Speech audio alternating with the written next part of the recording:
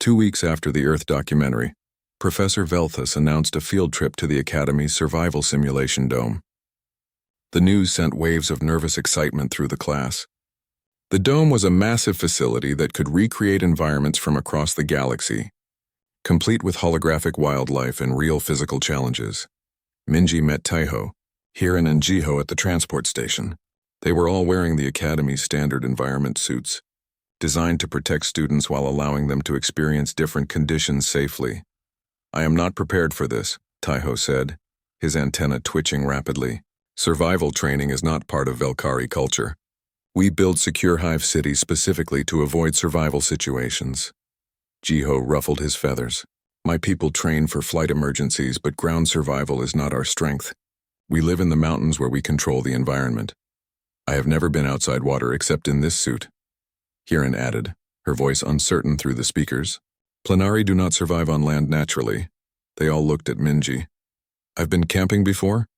she offered. "It's not that different, probably." The transport arrived and took them to the dome facility. When they entered, Minji was impressed by the sheer size of the space. The dome stretched hundreds of meters in every direction, with different zones visible in the distance.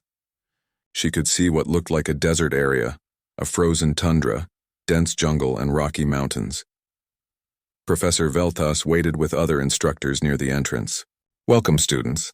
Today you will be placed in teams and navigate through a series of simulated environments. Your suits will protect you from real harm, but the simulation will feel very real. You will face environmental challenges, resource limitations, and simulated predator encounters." The professor's gentle eyes swept across the nervous students. "The goal is not to test your combat abilities. The goal is to test your decision-making under stress, your ability to recognize danger, and your capacity to survive in unfamiliar conditions. Work together. Trust your instincts. You may begin." Teams were assigned randomly. Minji found herself grouped with Taiho, Hiran, Jiho, and 2 other students she barely knew. They were given basic supplies, a map showing checkpoints they needed to reach, and sent into the first zone. The environment shifted around them as they walked. The pleasant entrance area faded away, replaced by dense forest. The light dimmed to simulate late afternoon. The temperature dropped noticeably. Somewhere in the distance, Minji heard a sound like an animal call. That sound, Taiho stopped walking. Was that a predator? Minji listened. Maybe. Hard to tell without knowing what animals are supposed to be here. "How can you be so calm?" Jiho asked. His feathers were already puffing up defensively. "Because panicking won't help." Minji pulled out the map. "We need to reach the first checkpoint. It looks like it's about 2 kilometers through this forest zone." They started walking again, but slowly. Every sound made someone in the group flinch. When a holographic bird flew overhead, 2 students ducked. When something rustled in the underbrush, the group stopped entirely. Minji crouched down to look at the source of the rustling.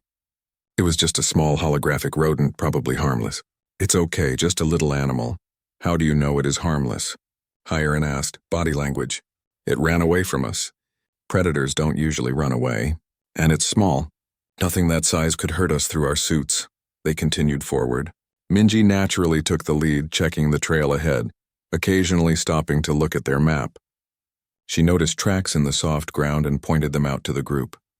"Something bigger passed through here recently," she said, kneeling to examine the prints. "Maybe an hour ago. The edges of the prints are still sharp." "How can you tell?" Taiho asked, his voice shaking. "The dirt hasn't dried yet. See how there is still moisture in the bottom of the print? Fresh track." Minji stood up and looked around. "But the animal went that direction, away from our path. We should be fine." As they walked, Minji found herself naturally watching everything. She noticed which plants had been disturbed, which paths looked recently used, where water had collected in small pools.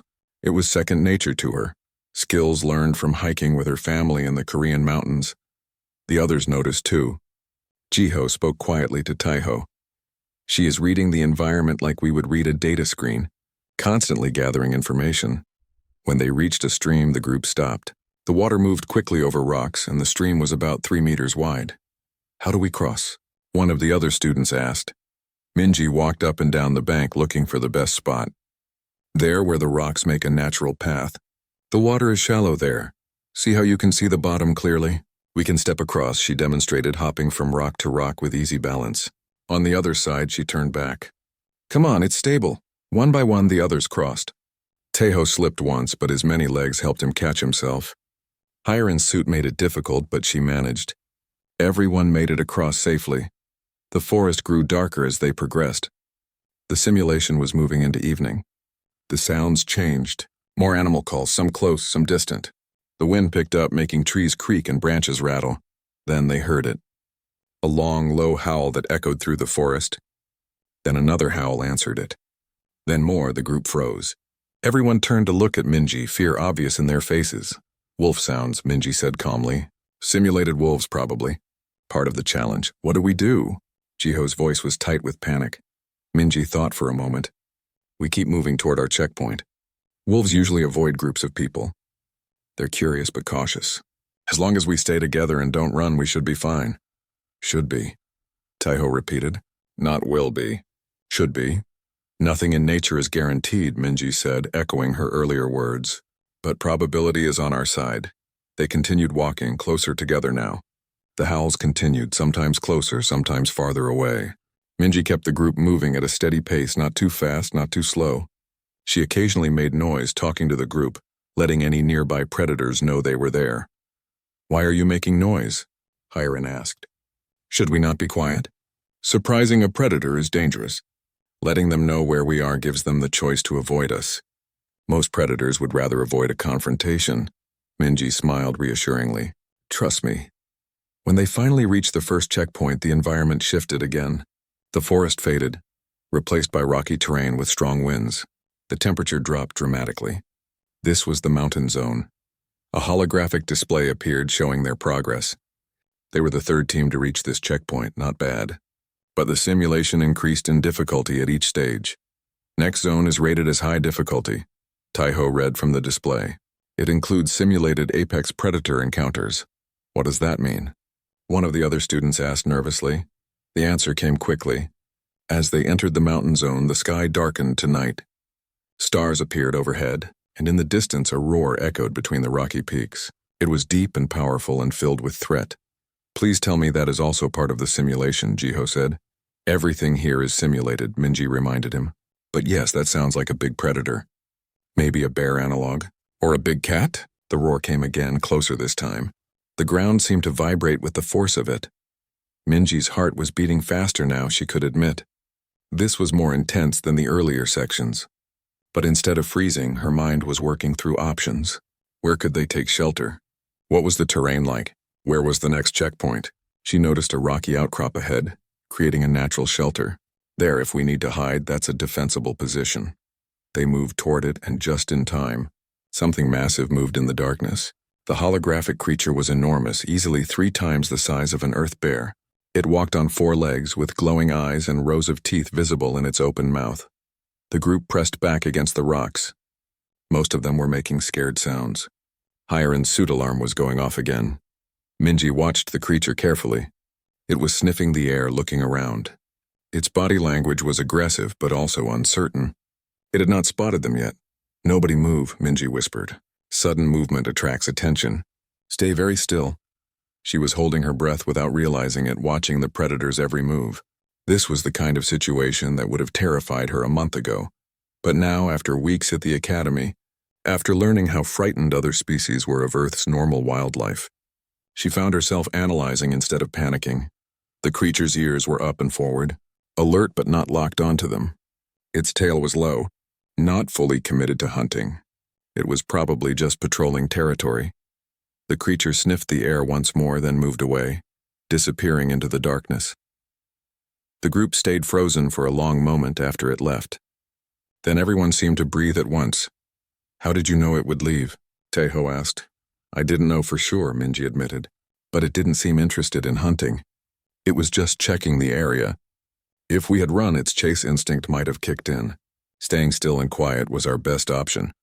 They made it to the second checkpoint without further incident, though everyone was shaken. When they finally completed all 3 zones and returned to the entrance, the simulation ended. The silence stretched on. Minji looked around at the shocked faces of her classmates and realized she had said something very wrong. Or very right. She was not sure which. Minji, Professor Velthus said gently. Perhaps you could explain what you mean by your backyard sounding worse. Oh, Minji shifted in her seat. I just meant that the wolf sounds in the video were pretty quiet compared to what I used to hear at night. My house was at the edge of a mountain forest in Korea. Rural area. Lots of wildlife. Jiho's golden eyes were wide. His feathers had not settled down at all. What kind of wildlife? Regular stuff. Wild boars grunting in the underbrush. They sound really scary, but they mostly just want to be left alone. Deer making alarm calls when they sense predators. Water deer especially, they make this screaming sound that's really unsettling at first. Minji tried to think of what else. Wildcats sometimes. They yowl when they're fighting over territory. Sounds like a baby crying mixed with a scream. Taeho's antennae were trembling. And you slept through these sounds? Well, yeah. You get used to them. Minji smiled, trying to be reassuring. Actually, it becomes kind of peaceful. White noise, you know? The sounds mean everything is normal. It's when things go silent that you worry. When things go silent, Hiren repeated slowly, you worry. Why? Because silence means a big predator moved through and scared everything into hiding. Silence means danger. Minji explained it like it was obvious because to her it was. As long as you can hear the insects and the animals, you know you're okay. The class exchanged looks. Several students had started whispering to each other in their native languages. A student Minji did not know well raised a tentacle-like appendage. What about the insects you mentioned? What kind of insects? Oh, lots of kinds. Cicadas are the loudest. In summer, they make this constant buzzing that gets really intense. At night, you get crickets, katydids, various beetles. Some of them are pretty big. Minji pulled out her tablet and showed them a picture of a hornet. These nest in the trees sometimes. You have to be careful. Multiple students recoiled from the image. The insect in the photo was as long as a human finger, with bold yellow and black stripes and a visible stinger. That is venomous? Someone asked. Yeah, their sting really hurts. A friend of mine got stung once and his whole arm swelled up. But you just leave them alone and they usually leave you alone. Usually? Taeho's voice cracked. Not always? Well, nothing in nature is predictable 100%. Minji put the tablet away. That's just how it is. Professor Velthus had been listening quietly. Now the elderly Quellen spoke up. Class, I think this is a valuable learning opportunity. Minji, would you mind answering more questions about daily life on Earth? It would help your classmates understand the human perspective. Sure, I don't mind. Jiho was the first to speak. The boars you mentioned. How large are they? Adult males can get pretty big. Maybe 100 kilograms? They have tusks that can gore you if they feel threatened. But like I said, they mostly avoid humans. Mostly, Hiren said. That word again. How often do they not avoid humans? Minji thought about it. I mean, maybe a few times a year there would be news about someone getting charged by a boar. Usually because they surprised it or got between a mother and her babies. You just have to pay attention when you are in the forest. A few times a year, Jiho repeated. In your region alone? Yeah, I guess. The class was silent again. Minji was starting to feel uncomfortable. She had never thought about her childhood as particularly dangerous. It was just home. Another student asked, what other dangers are in your forest? Snakes? Some are venomous. Mamushi vipers are the ones you really watch out for. Their bites can be fatal if you don't get treatment fast. Minji tried to think of what else. There are bigger snakes too, but they're not venomous. Spiders, but most aren't dangerous to humans. Ticks that carry diseases. Oh, and if you go further into the mountains, there are bears like I mentioned. Taeho was making calculations on his own tablet, his many hands moving rapidly. I am looking at a database of Earth fauna. Minji, according to this, there are over 200,000 species of animals that can cause harm to humans through venom, poison, disease, or physical attack. Is this accurate? I guess. I never counted them. Minji shrugged. But most of them won't bother you if you don't bother them. Most of them, Hiren said, her voice strange. Your survival depends on knowing the behavior of thousands of potentially lethal species. When you put it that way, it sounds scary, but it's really just common knowledge. Like, don't stick your hand in holes you can't see into. Don't approach wild animals. Stay on trails in unknown areas. Basic stuff. Professor Velthus stepped forward. Let me add some context for the class. Earth has extreme environmental variability compared to most habitable worlds. In a single day, temperatures can swing by 30 or 40 degrees. The planet experiences violent weather patterns including hurricanes, tornadoes, typhoons, and blizzards. There are active volcanoes, frequent earthquakes, and regions with lethal temperature extremes. The professor pulled up a holographic display showing Earth's tectonic plates. The entire surface is divided into sections that constantly move and grind against each other. Mountain ranges are still growing. Ocean trenches are still deepening. The planet is geologically active and violent. Minji had never really thought about plate tectonics as violent. It was just geology. Furthermore, the professor continued, Earth has a 24-hour day-night cycle with a single moon that creates significant tidal forces. The axial tilt creates seasons, which means the environment changes dramatically throughout the year. Humans must adapt to hot summers and cold winters, to dry seasons and wet seasons. Nothing stays constant, Jiho's beak clicked nervously. How do you survive with so much change? You adapt, Minji said simply. You wear different clothes in different seasons. You store food. You prepare for weather. Humans are good at adapting. Because you had to be, Tejo said quietly. Because anything that could not adapt died. The weight of that statement settled over the room. Minji looked at her classmates and saw them looking back at her with new eyes. Not with fear exactly. More like they were seeing her clearly for the first time. I would like to ask a personal question, Hiran said. When you see footage of predators hunting like we saw today, what do you feel? Minji considered the question carefully. Interest, mostly. I think about how the predator adapted to catch that specific prey, how the prey adapted to try to escape. It's like watching a game where both sides are trying to win. Evolution in action, not fear? Not really. I mean, I know those animals are dangerous. If I met a shark or a bear in real life, I would be careful. But just watching them? They're just doing what they evolved to do. It's nature, Jiho shook his head slowly. Your entire species has normalized mortal danger. You see lethal threats and you feel interest instead of terror. I guess so, Minji admitted. Professor Velthas moved to the center of the room. This is why Deathworld species are so valuable in galactic society. They bring perspectives we cannot develop on gentler worlds. They see problems we find impossible and think those problems are normal, solvable, survivable. The professor looked at Minji.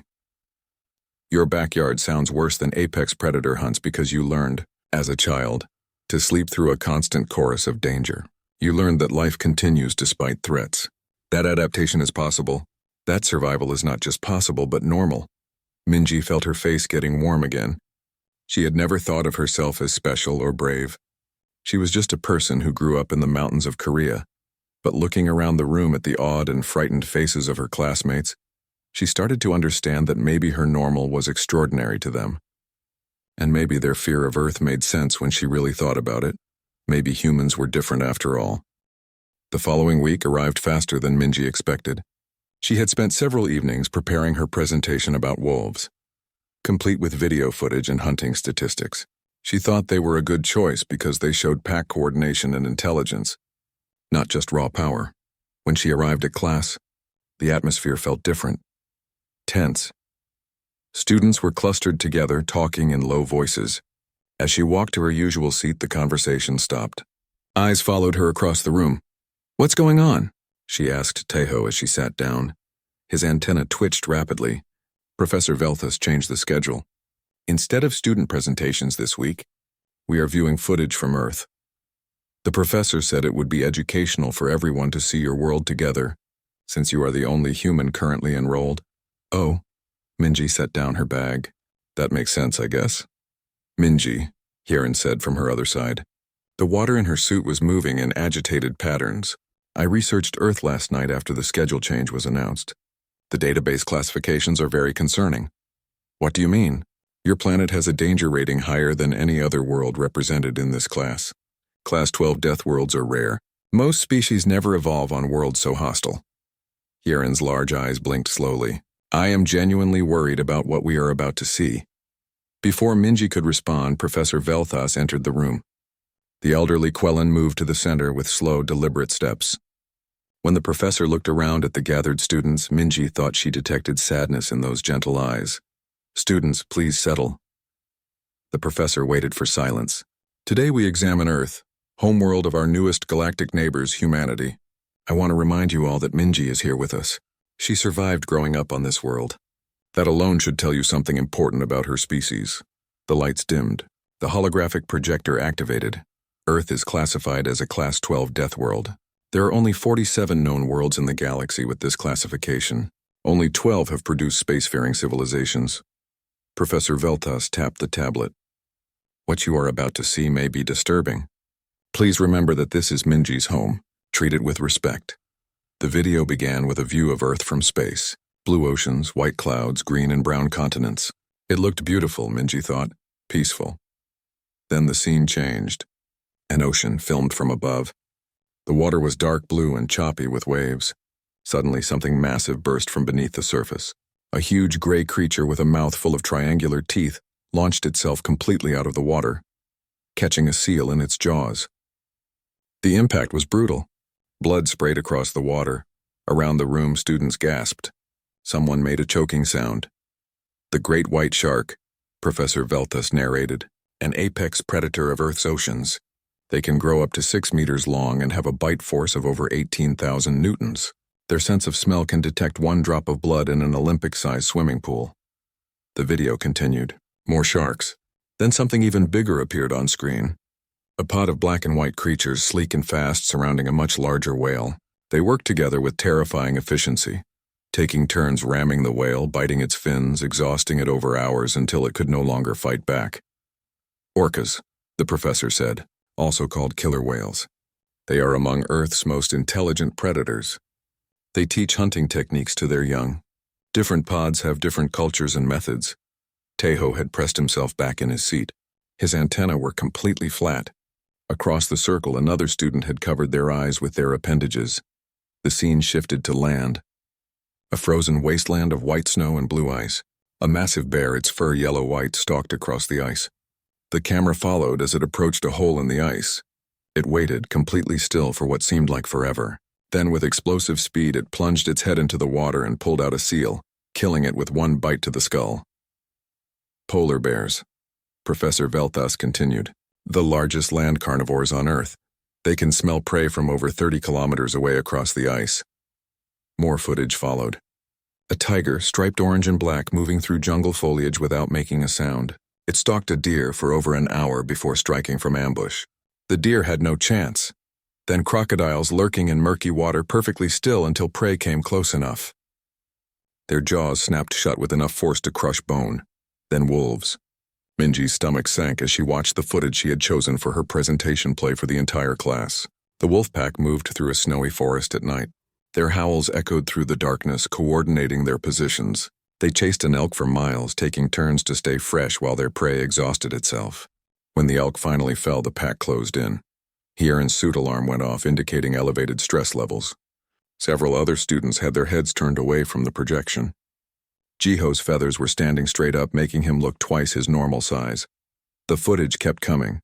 Lions, leopards, hyenas, eagles snatching fish from rivers. Snakes with venom that could kill in minutes. Spiders the size of dinner plates. Crocodiles that could death roll prey underwater. Wild dogs that ran down their targets over distances that seemed impossible. Then the video showed something that made the whole class go silent. A pack of creatures not very large moving through grassland. They were hairless except for their heads. They walked on 2 legs. They carried primitive weapons, sharpened sticks and stones. Early humans, Professor Veltas said quietly. Before technology, humanity was still an apex predator. They used persistence hunting. They would track prey for days, following it without rest until the animal collapsed from exhaustion. No other predator on Earth could match human endurance. The video showed these early humans chasing an antelope under the hot sun. They jogged steadily, never stopping. The antelope would run, then rest. Run, then rest. But the humans never stopped. After hours, the antelope fell, too exhausted to continue. The humans closed in. Humans are predators, the professor continued. They have forward-facing eyes for depth perception. They are omnivores, but they evolved the ability to digest meat efficiently. Their teeth include canines for tearing flesh. They process death as a normal part of life because on Earth, death is everywhere. The video ended. The lights came back up slowly. For a long moment, nobody moved. Nobody spoke. The silence in the room was heavy and uncomfortable. Then someone whispered, just loud enough to hear, "And she lives there, by choice." Professor Veltas looked around the room. Are there any questions? Jiho raised a wing slowly. Professor, that footage from the ocean, the orcas. Minji, have you seen those creatures? All eyes turned to Minji. She felt her face getting warm. Yeah. There are orcapods that swim past the coast near where I grew up. I've seen them a few times on boat trips. The class stared at her in stunned silence. And the bears? Another student asked, voice shaking. Not polar bears, they're in the Arctic. But we have other kinds of bears in Korea. Black bears in the mountains. You have to be careful hiking. More silence, then came the question that changed everything. It was Taiho who asked it, his voice barely above a whisper. The wolf sounds. In the video. The howling in the darkness. Did you hear sounds like that growing up? Minji thought about her childhood home, the house at the edge of the mountains, the window of her bedroom that looked out over the forest. Summer nights with the window open. She yawned, a gesture that made several students flinch. She stretched her arms above her head, and her spine made a small popping sound that caused Taiho to jump. Yeah, all the time, she said casually. But honestly, my backyard sounds worse than this on summer nights. The room went completely silent. Every student was staring at her with expressions ranging from confusion to horror to disbelief. Professor Velthas tilted his head, looking at her with intense curiosity. Worse? Heron's speaker crackled with static. What could possibly be worse than apex predators hunting in the darkness? And Minji realized, looking at their frightened faces, that maybe she needed to explain what normal actually meant on Earth. The classroom was arranged in a circle, with seats facing a large holographic projector at the center. Minji arrived early for her first interspecies biology and survival class, choosing a seat with a good view. Other students filtered in slowly, and she recognized several faces from orientation week. Taiho sat beside her, his antenna twitching with what she had learned meant he was nervous. Hiron took the seat on her other side, her water suit making soft bubbling sounds. Jiho settled into a spot across the circle. Professor Velthas entered through a side door, moving gracefully on 6 legs. The elderly Quellen set down a data tablet and looked around at the assembled students with warm eyes. Good morning, everyone. Today we begin an important unit in your survival education. The professor's voice was calm and soothing. Every species in this room evolved on a world with dangers. Understanding those dangers helps us understand each other better. It also teaches us how to recognize threats in unfamiliar environments. The lights dimmed slightly, and the holographic projector hummed to life. We will be viewing footage from various worlds, showing apex predators in their natural habitats. These are creatures that sit at the top of their food chains, the most dangerous hunters on their respective planets. Professor Velthas tapped the tablet. Some of this footage may be disturbing. Remember, these are recordings. You are safe here. Taiho's antenna pressed flat against his head. Around the circle, other students shifted uncomfortably in their seats. The first video began. It showed a dark underground tunnel, filmed with some kind of infrared camera. The walls were rough stone, glittering with mineral deposits. For a long moment, nothing happened. Then the camera picked up movement. Something massive slithered through the darkness. It looked like a worm, but it was at least 3 meters wide and impossibly long. Its body was covered in rocky plates, and its mouth was a spinning circle of crystalline teeth. The creature moved through solid stone as easily as a fish through water, leaving a perfectly round tunnel behind it. This is the silicon boring worm of Velkara, Professor Velthas explained. They hunt by sensing vibrations through rock. Once they detect prey, they can move at speeds of up to 40 kilometers per hour through solid stone. Beside Minji, Taiho had gone completely still. His antennae were pressed so flat they were almost invisible. She could hear his breathing, rapid and shallow. The video showed the worm suddenly changing direction, zeroing in on some unseen target. It burst through a cave wall, and the camera caught a glimpse of smaller creatures scattering in panic before the footage ended. My ancestors lived in constant fear of them, Taiho whispered. Before we developed deep sensing technology, entire hive cities could be destroyed in minutes. The next video started. This one showed an ocean scene, filmed from what looked like a submersible vehicle. The water was dark and murky, lit only by bioluminescent creatures drifting past. Numbers on the corner of the screen showed the depth, over 4,000 meters. Suddenly, the water pressure seemed to change. The submersible rocked violently. Then something massive moved past the camera, blocking out all light. When the view cleared, Minji could see an enormous creature with a body like a jellyfish, but with thick armored tentacles covered in razor-sharp barbs. Its body pulsed with sickly green light. The pressure leviathan of Planara, the professor said. They can alter water pressure in a localized area, crushing prey or stunning them before feeding. They grow up to 50 meters in diameter. Hiran's suit speakers emitted a soft, distressed sound. The water inside her suit was swirling more rapidly than usual. They still haunt the deep trenches, she said quietly. We lost many explorers before we learned to avoid their territory. The videos continued. Each one showed a different apex predator from a different world.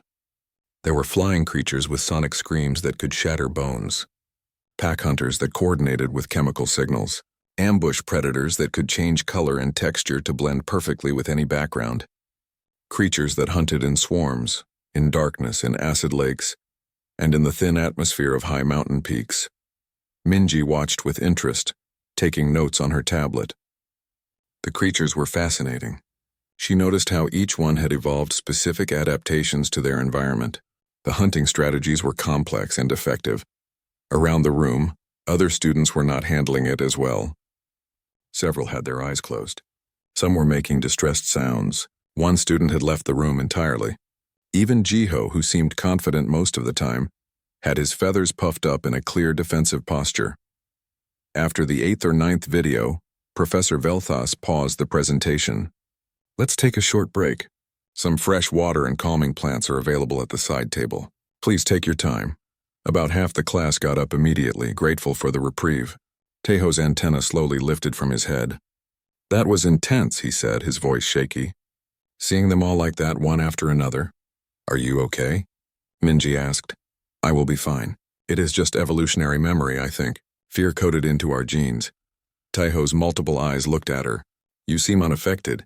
Minji shrugged. They're scary, sure. But it's interesting to see how they hunt. Each one is so different. Hiran's large eyes focused on her. You were not frightened at all? I mean a little, Minji admitted. But we're watching videos. They're not actually here. Yes, but can you not imagine being there? Being hunted by such creatures?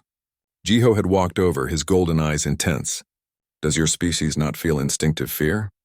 We do, Minji said. But I guess it takes a lot to trigger it. I don't know. Maybe I'm just weird. Professor Velthas called the class back to order. Now for your assignment. Each of you will research and prepare a presentation about the apex predator of your own homeworld. You will explain its hunting methods, its role in the ecosystem, and how your species learned to survive alongside it or avoid it. We will begin presentations next week. The professor's kind eyes swept across the room. I know this was difficult for some of you. Facing our fears, even through recordings, takes courage. You all did well. As the class filed out, students clustered in small groups, talking in hushed voices about what they had seen. Minji noticed that several of them glanced in her direction, whispering to each other. She wondered what that was about. Taiho walked beside her into the corridor. What will you present about Earth? I imagine a Class 12 Death World has many apex predators to choose from. Yeah, probably, Minji said. I'll have to think about it. Maybe sharks? Or big cats? There are a lot of options. Multiple apex predators. Tejo's antenna quivered. Most worlds only have 1 or 2 species that reach the top of the food chain. Really? Earth has apex predators in pretty much every environment. Ocean, land, air, fresh water. Minji pulled out her tablet to start researching. It might be hard to pick just one.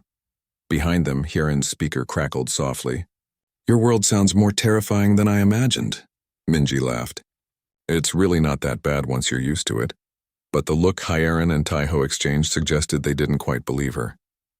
And honestly, Minji was starting to wonder if maybe Earth really was more dangerous than she had ever realized. Growing up there, everything had just seemed normal. She made a mental note to do some research on what other planets were actually like. Maybe her normal was not as normal as she thought. The transport shuttle hummed as it approached the massive space station floating in the darkness.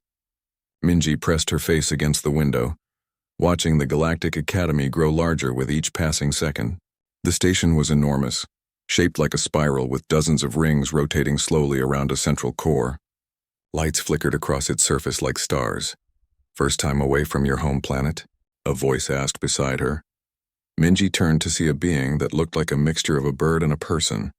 His feathers were pale blue and his eyes were large and golden. This was Jiho, she remembered from the orientation materials. He was from Kryn, a planet with lower gravity and thinner air. Yeah, Minji said with a smile. First time off Earth, actually.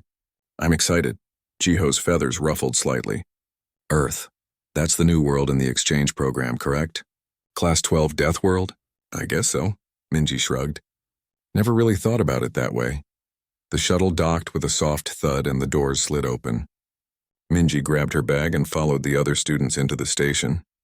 The corridor was wide and bright with gravity that felt almost exactly like home.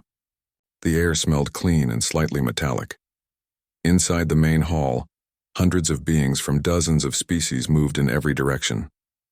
Minji saw people with fur, scales, extra arms, and bodies that glowed faintly in the dim corners. A few turned to stare at her, whispering to their companions. She supposed humans were still pretty rare out here. A gentle voice called out from an information desk. New students, please proceed to Orientation Hall 7. Minji followed the signs, walking alongside other nervous-looking arrivals. She entered a large circular room with seats arranged in rising tiers. She picked a spot near the middle and sat down, placing her bag at her feet. A moment later, someone settled into the seat beside her. Minji looked over and tried not to stare. The being looked somewhat like a large insect with a shiny dark shell and multiple arms. 2 antennae twitched on top of his head, and his eyes were made up of many small lenses that reflected the light. Hello, he said quietly. His voice was soft and slightly buzzing. I am Taiho from Velkara. Hi. I'm Minji, from Earth. She extended her hand automatically, then wondered if that was appropriate. Taiho looked at her hand for a moment, then carefully touched it with one of his smaller limbs. His antenna tilted forward with what seemed like curiosity. Earth, I have read about your planet. Very interesting. Also very dangerous. Before Minji could respond, another student arrived. This one wore what looked like a suit filled with water. Through the transparent material, Minji could see a humanoid figure with smooth, pale skin and large, dark eyes. Delicate gills fluttered on the sides of her neck. May I sit here? The being asked. Her voice sounded like it was coming through a speaker. Of course, Minji said, gesturing to the empty seat. Thank you. I am Hirin from Planara, an ocean world. She settled carefully into the seat, her suit making soft, sloshing sounds. You are the human, yes? I can feel your vibrations. Very strong heartbeat. Sorry, is that bothering you? Minji asked, concerned. No. Just different. We are used to softer rhythms in the deep waters. Hirin's dark eyes blinked slowly. Your species is very new to galactic society. Yeah, we're pretty much the new kids, Minji laughed. The lights dimmed and a hologram appeared at the center of the room. It showed a being with 6 legs, covered in soft gray fur with a long neck and kind eyes. The creature looked like a mixture of a deer and a giraffe, but smaller and with more intelligent features. Welcome, students, to the Galactic Academy, the hologram said. I am Professor Velthus, and I will be teaching several of you in the Interspecies Biology and Survival course. This academy was built to bring together young minds from across the galaxy. Here you will learn not just about science and mathematics, but about each other. The professor's image shifted, showing scenes of students working together in laboratories, exploring simulated environments, and sharing meals in common areas. You come from worlds of infinite variety, Professor Velthus continued. Some of you breathe oxygen, others methane. Some see in infrared, others in ultraviolet. Some come from gentle garden worlds, while others, the professor's gaze seemed to land directly on Minji, come from worlds that tested your species in ways we can barely imagine. Taiho's antenna twitched nervously beside her. Jiho, sitting 1 row down, turned to glance at Minji with his large golden eyes. The orientation continued for another hour, covering station rules, emergency procedures, and class schedules. Minji learned that she would be sharing quarters with 3 other students, all from different species. Her classes would include basic galactic history, mathematics, engineering, and the biology course Professor Velthus mentioned. When the orientation ended, students began filing out. Minji stood and stretched, her back making a small popping sound. Taiho jumped slightly at the noise. Sorry, Minji said. Just stiff from the flight. Your body made a cracking sound, Taiho said, his antenna flat against his head. Are you injured? No, it's normal. Just joint settling. Minji picked up her bag. Hey, do you guys want to find the cafeteria together? I'm starving. Higher-end suit speakers crackled softly. That would be pleasant. I am curious about what foods they serve here. The four of them, including Jiho, who had waited nearby, made their way through the corridors following the directional signs. The cafeteria was huge, with different sections marked for different atmospheric and dietary needs. Minji found the oxygen breather section and was relieved to see options that looked reasonably familiar. She picked something that looked like noodles with vegetables and joined her new friends at a table. They each had very different meals. Taiho had a bowl of something that looked like paste mixed with small crystals. Higher-end suit had a feeding tube connected to a pouch of thick liquid. Jiho had strips of something that looked like dried meat. So, Jiho said, his sharp beak clicking between words. What is Earth actually like? The database says it is a Class 12 death world, but there is limited information about daily life. Minji swallowed her food. I guess it's pretty normal if you grow up there. We have oceans and mountains and forests, cities and towns. It rains a lot where I'm from. But the dangerous creatures? Taiho asked quietly. The files mention thousands of species that can kill humans. Oh yeah, there's dangerous stuff, Minji admitted. But you mostly just avoid them or learn to live around them. It's not like we're fighting for our lives every day or anything. Higher-end's large eyes blinked slowly. Your casual tone about mortal danger is quite remarkable. Minji laughed. I guess I never thought about it that way. The conversation drifted to other topics as they ate. Minji learned about Taiho's underground hive cities, Hyaren's beautiful deep-sea gardens, and Jiho's mountain aeries where his people lived among the clouds. Each world sounded amazing and completely different from Earth. As they finished their meals, Minji felt a warm sense of excitement. This was going to be an interesting year.